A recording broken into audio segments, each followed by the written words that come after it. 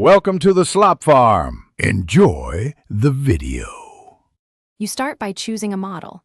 Pick a cloud API for ease or a local LLM for privacy and offline use.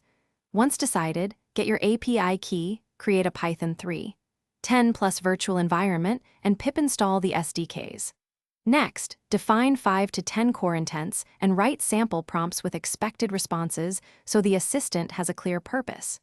Make sure to organize those samples into folders. This dataset becomes your first calibration and tests future prompts and fine-tuning.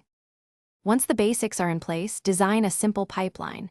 Detect user intent, load relevant context, generate a response, then execute actions. Implement context memory with a short-term buffer for the current session and a long-term store, SQLite or Postgres, for persistent facts. Create prompt templates with clear system instructions, examples, and token limits to control output. Also add safety checks and an action handler layer so the assistant can call APIs, run scripts, or open apps reliably. To finish, package the assistant as a Docker container or serverless function and expose it via HTTPS behind an auth layer. Secure API keys using environment variables and a rotation policy. Implement rate limits and role-based access.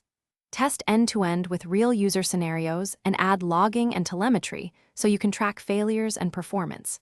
If something breaks, first check auth and quota, then inspect logs and metrics. A simple rollback to a previous container image often restores service quickly.